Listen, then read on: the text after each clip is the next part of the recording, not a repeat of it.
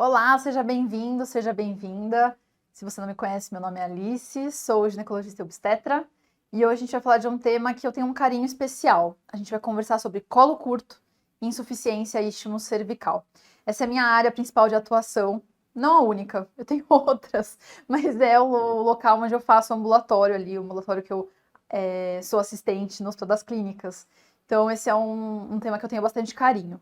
E a gente vai revisar, então, a definição e tratamento de colo do útero, definição e tratamento de incompetência ou insuficiência istmo-cervical e o que fazer com o meio do caminho, porque as bancas têm começado a cobrar esse tipo de coisa, que eu particularmente acho muito específico, mas é o que é, e eu vou fazer você saber responder as questões aí que forem surgindo nas suas provas. Vamos começar comentando sobre colo curto, então. E claro, não podia ser diferente, vamos começar com questão. Questão da ABC de 2024, ó, fresquinha.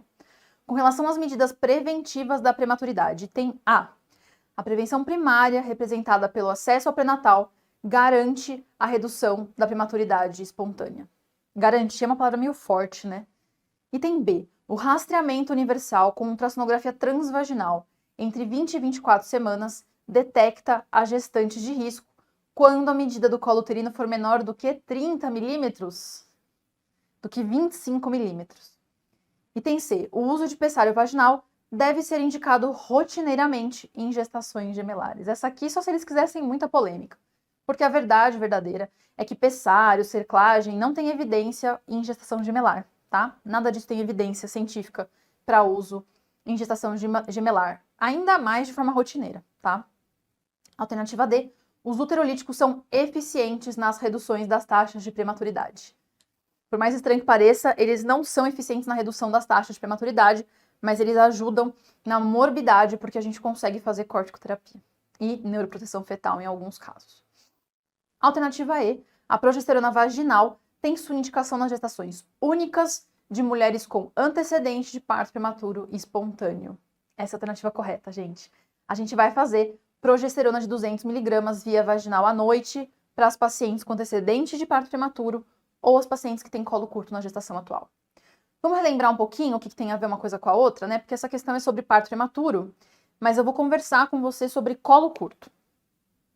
Colo curto é um achado ultrassonográfico. Aqui eu deixei uma imagem de um colo, tá? É interessante você conhecer essa imagem, especialmente se você for prestar prova de bancas como USP São Paulo, que gosta de imagem, tá? Então esse aqui é o colo do útero, aqui a gente tem a transição do colo para o corpo uterino. A gente vai fazer rastreio universal na ultrassonografia morfológica de segundo trimestre, que vai ser feita entre 20 e 24 semanas de gravidez. Essa avaliação deve ser feita pela via transvaginal. O que é um achado de colo curto? É quando a gente tem um colo que é menor ou igual a 25 milímetros e ou apresenta afunilamento. O que é afunilamento? Eu vou mostrar umas imagens de casos meus, né, que eu acompanhei, de colos que ele não fica retinho desse jeito, né? A bolsa amniótica que tá aqui, ela entra para dentro do colo. Eu vou mostrar isso para você já já. Outras coisas que podem estar descritas no ultrassom. A presença ou ausência de sludge, um outro tema bastante controverso. Eco glandular, se ele é presente ou ausente, o ideal é que ele seja presente. E a imagem endocervical, tá? O eco endocervical. O que é um achado ultrassonográfico de afunilamento?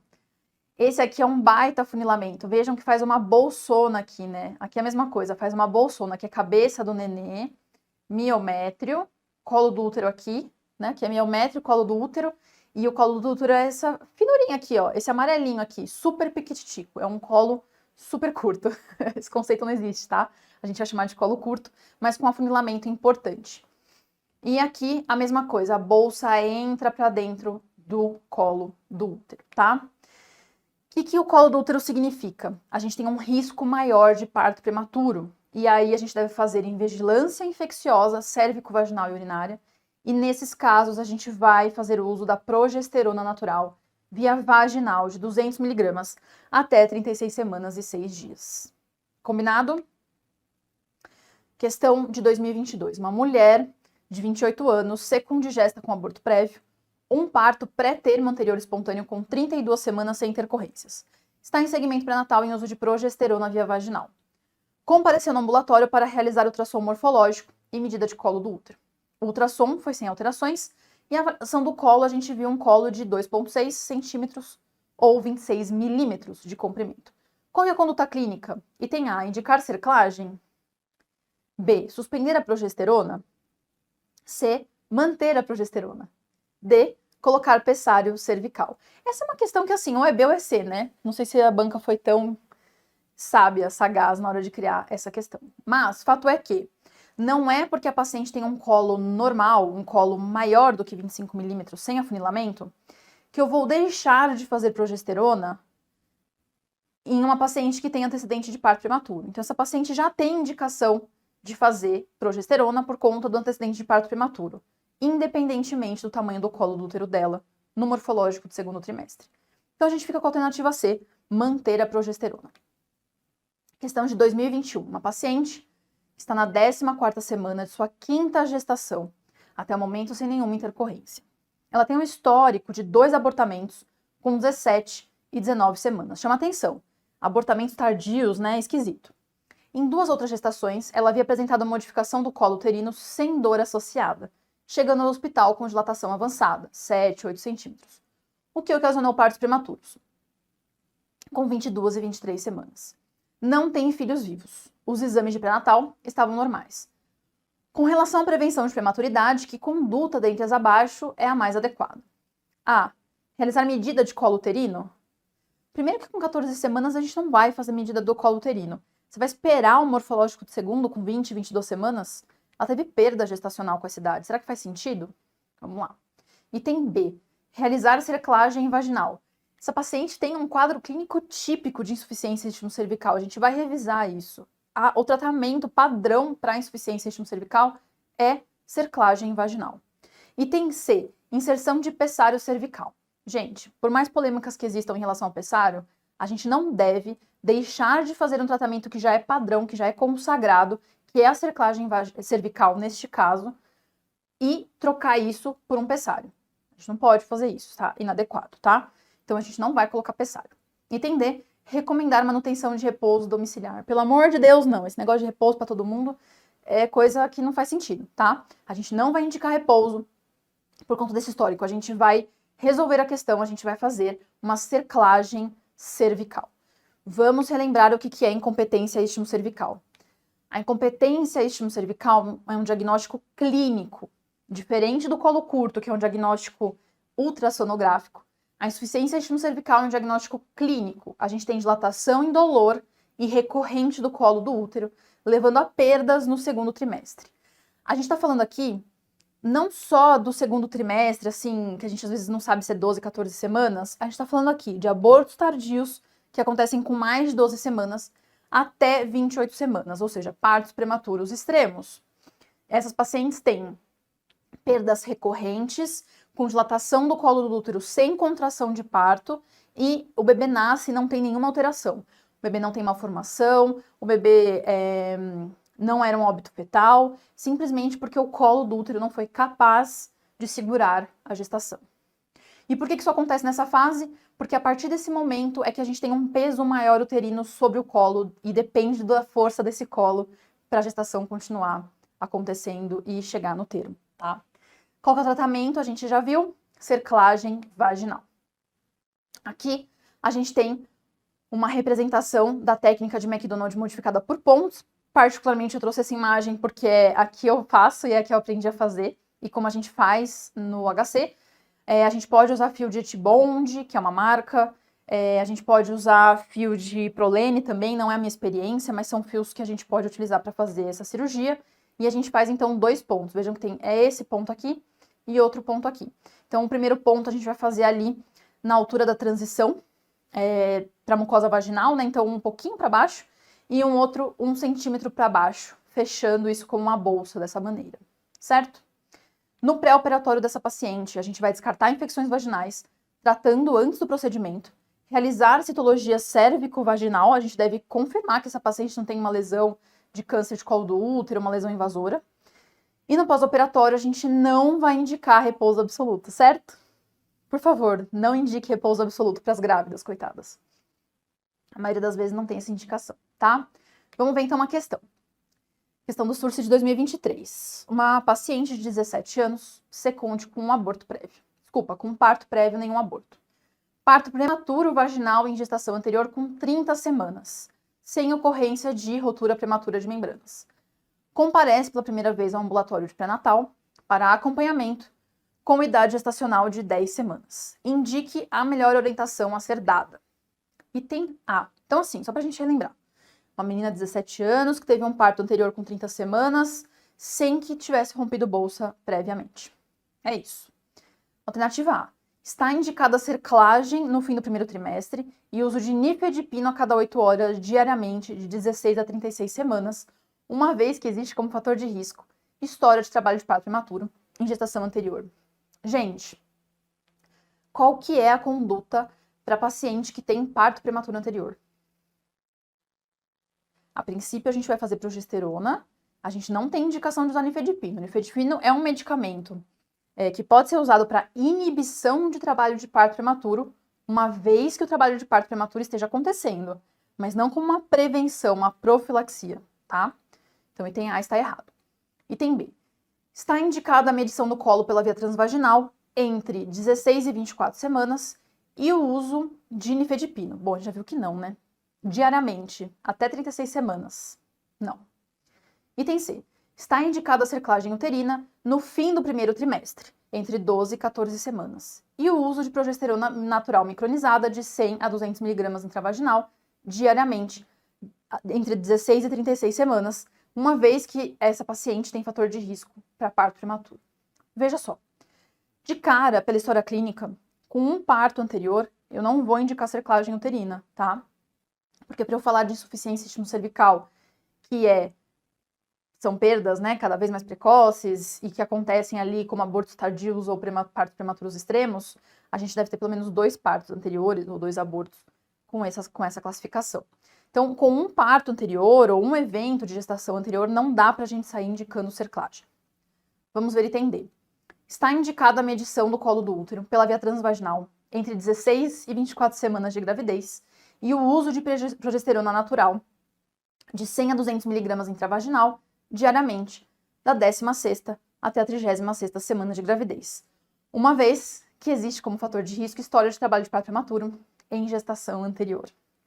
Eu não sei se você está se perguntando, por que fazer essa medição do colo pela via transvaginal? Porque eu adianto para você, essa é a resposta correta. O que acontece é que essa paciente tem um histórico que pode ser suspeito por uma incompetência cervical, mas não é classificada ainda porque ela teve um parto só prévio com 30 semanas, sem muitos detalhes na história. Por ter parto prematuro, ela tem que usar progesterona e a gente pode sim acompanhar o colo do útero dela entre 16 e 24 semanas. Eu vou revisar isso com você já já. Vamos ver outra questão antes disso. Analise as assertivas abaixo sobre a insuficiência cervical. Item 1. Ocorre dilatação indolor e recorrente do colo do útero, levando a perdas no primeiro trimestre. É verdade. 2. É idiopática, decorrente da fraqueza estrutural do colo. Isso é verdade. Na maioria das vezes a gente não tem uma causa, a gente não sabe se tem a ver com colágeno, com uma coisa intrínseca, enfim. Item 3. É secundária a procedimentos cirúrgicos como dilatação e curetagem. Eu, particularmente, não gosto desse é idiopática ou é secundária. Eu colocaria pode ser idiopática, pode ser secundária, mas pode ser tudo isso mesmo, então a banca considerou como correta as alternativas 1, 2 e 3, certo? Vamos entender, então, esses casos intermediários que dão dúvida? Porque eu falei, as bancas têm cobrado esse tipo de coisa, tá? O que são esses casos intermediários que eu tô falando? Quando a gente tem uma perda suspeita de insuficiência cervical, mas não fecha critério. Tive uma perda, tive um parto prematuro, tive uma perda com 26 semanas. Não sei se é mesmo insuficiência, não sei o que está acontecendo. Ou, se eu tenho uma paciente que tem fator de risco para insuficiência de colo do útero, esses são casos intermediários que eu vou ficar mais vigilante e vou mudar um pouquinho a minha questão do ultrassom.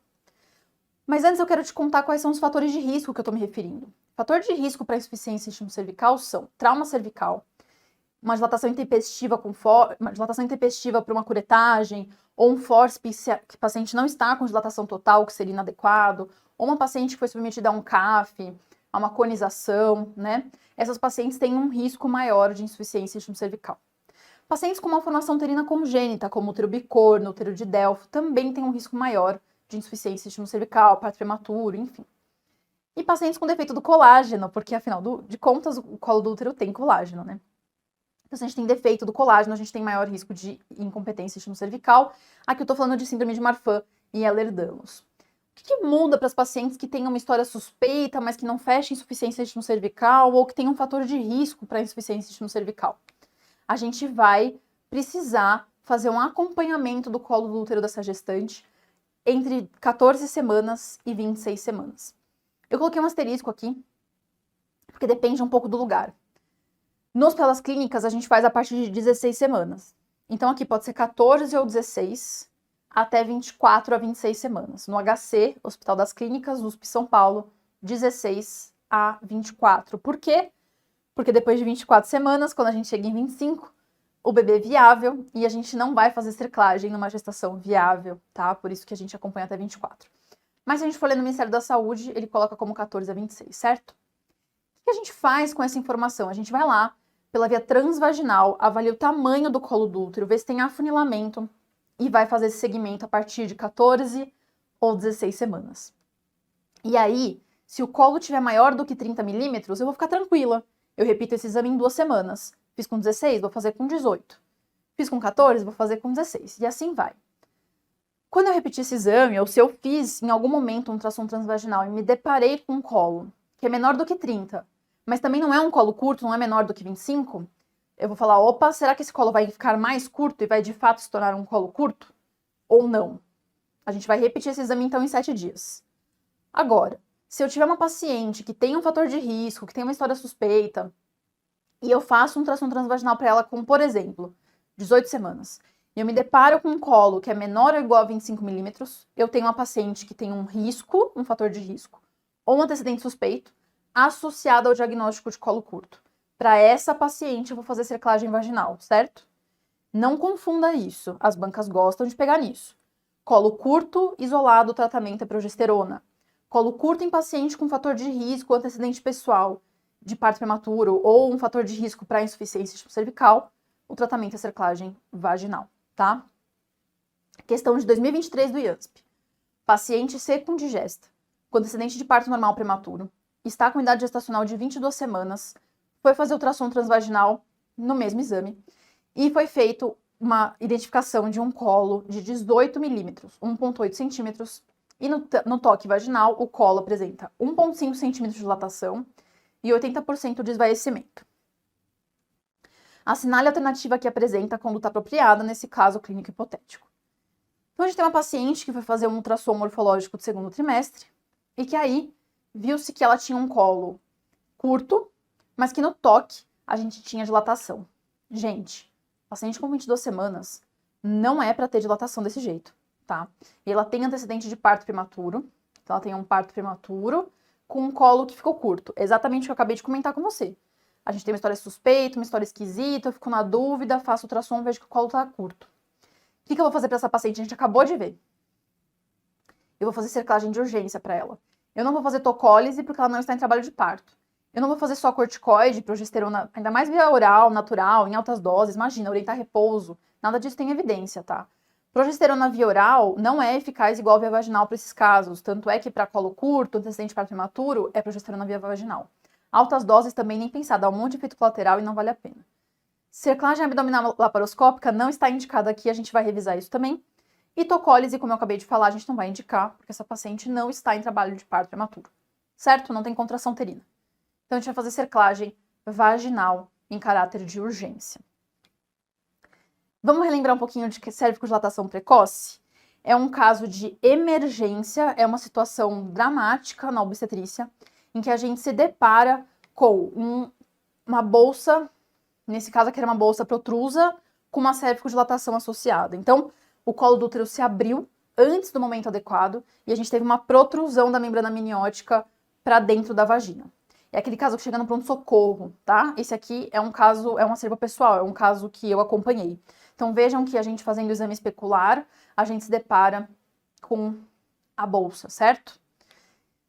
que a gente vai fazer nesses casos? A gente vai fazer cerclagem vaginal até 26 semanas. Você já sabe que na USP São Paulo até 24. Mas a gente pode estender até 26 semanas e particularizar. A gente tem maiores riscos nesse caso. Risco de romper bolsa, de infecção, de complicações no geral, tá? Mas é uma medida heróica, uma medida de emergência que a gente vai tentar fazer para postergar este parto. A gente pode orientar repouso relativo, tá? Então não é para paciente ficar em repouso absoluto, mas a gente tem um cuidado maior nesses casos e deve orientar a abstinência sexual. Neste caso, a gente pode prescrever progesterona associada, não é consenso entre os especialistas. Nos das clínicas, nesses casos, a gente faz, mas não é consenso, tá? E vamos ver essa questão aqui. Em relação à incontinência ou insuficiência cervical, pode-se afirmar que a cerclagem está indicada nos casos a seguir, exceto a. Após uma perda fetal, com um quadro de insuficiência cervical, o exame transvaginal do colo está indicado a partir de 16 a 24 semanas de gravidez. Isso é o que a gente acabou de ver, né? O paciente tem uma perda, uma história estranha, tem risco para ter insuficiência cervical, eu devo acompanhar esse colo com um pouco mais de cuidado e um pouco mais cedo, porque se ele se tornar curto, eu vou fazer cerclagem. Ok. B. Até 24 semanas da gestação em pacientes com dilatação cervical menor do que 4 e herniação das membranas, sem contração e ou parto afastada da infecção intraamniótica. Essa é a questão que a gente acabou de ver. Essa é uma descrição de uma cervicodilatação precoce. Até 24 semanas a gente vai, então, fazer uma cerclagem de emergência. Item C. Quando a técnica transabdominal puder ser realizada como alternativa à técnica vaginal e tiver como principal indicação o prolapso do saco amniótico. Gente, isso aqui é a descrição da tragédia, né? A cerclagem abdominal é um negócio que a gente faz pela via abdominal, videolaparoscópica, e a gente vai amarrar ainda mais para cima do que a gente faria numa cerclagem vaginal. Imagina fazer isso com um prolapso de saco amniótico, com uma bolsa protrusa. Não dá para fazer isso, tá? Então, essa é a alternativa correta, porque ele quer exceto. A gente não pode fazer isso aqui. Item D. Com história de uma ou mais perdas gestacionais, com quadro clínico de insuficiência cervical, compõe um grupo de mulheres que se beneficiarão com a cirurgia, devendo ser realizada entre 12 e 14 semanas, após a ultrassonografia revelar feto vivo e sem anomalias. Essa é a indicação clássica de cerclagem eletiva, programada ali no primeiro trimestre, para paciente que tem insuficiência cervical, tá?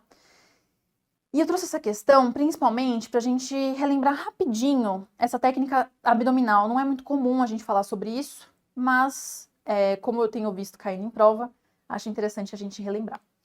Quando que a gente deve fazer cerclagem abdominal? Quando a gente tem falha de cerclagem vaginal. Então, o paciente já fez cerclagem vaginal uma vez e não teve sucesso na gravidez. Ou se eu tiver uma paciente que não tem condição cirúrgica para vaginal, por exemplo, uma paciente que foi submetida a uma traqueolectomia, ela não tem colo para eu poder dar ponto, eu talvez precise indicar, então, uma cerclagem abdominal. E a gente vai fazer pela via laparotômica ou laparoscópica, e ela é erroneamente apelidada de cerclagem definitiva, porque definitiva dá a impressão de que ela é 100% de sucesso, que não é verdade. E ela é um pouco mais mórbida, no sentido de que a gente vai precisar fazer pela via abdominal, né? Normalmente a gente prefere fazer quando a paciente ainda não está gestante, tá? Mas só pra gente então saber aí um pouquinho de cerclagem abdominal. Para finalizar, vamos pro take home message. O que eu quero que você leve dessa aula? Colo curto é um diagnóstico ultrassonográfico. O tratamento é progesterona. Insuficiência cervical é um diagnóstico clínico. O tratamento é cerclagem vaginal eletiva, programada depois do morfológico de primeiro. A gente vai fazer ali entre 12 a 14 e 16 semanas. A cerclagem vaginal tem 3 indicações. Insuficiência cervical, que a gente já viu qual é o diagnóstico, né? Como é que a gente faz o diagnóstico? Perdas vaginais consecutivas, recorrentes, indolores, não tem contração de trabalho de parto, né? São abortos tardios ou partos prematuros extremos, tá? A outra indicação que a gente tem para cerclagem vaginal é quando a gente tem uma paciente com antecedente suspeito e ou algum fator de risco, como cirurgia do colo do útero, dilatação intempestiva do colo, ou em uma paciente que foi submetida a um fórceps sem que estivesse em dilatação total. E associado a isso, a gente tem uma identificação de um colo curto no ultrassom. Ultrassom este que a gente vai começar com 16 semanas ou 14 semanas nesse caso a gente vai fazer cerclagem. E a terceira indicação de cerclagem vaginal é uma cerclagem que a gente chama de emergência, que é quando a gente está diante da cérvico-dilatação precoce.